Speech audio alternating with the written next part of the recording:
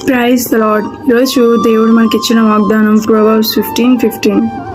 బాధపడు వాని దినములన్నీయు శ్రమకరములు, సంతోషహృదయునికి చెవిందు కలుగును అని ప్రభు సెలవిస్తున్నాడు.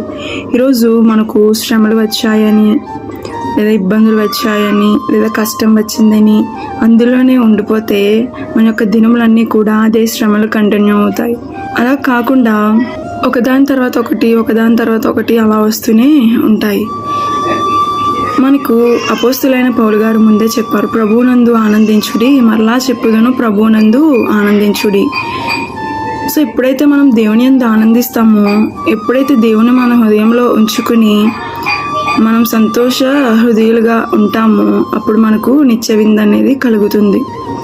సో మనకున్న జీవితాన్ని బట్టి దేవుని స్తుతిస్తే, మనకు దేవుడు అనుగ్రహించిన రోజులను బట్టి దేవుని స్తుతిస్తే ఆయన ఎంతగానో సంతోషిస్తారు.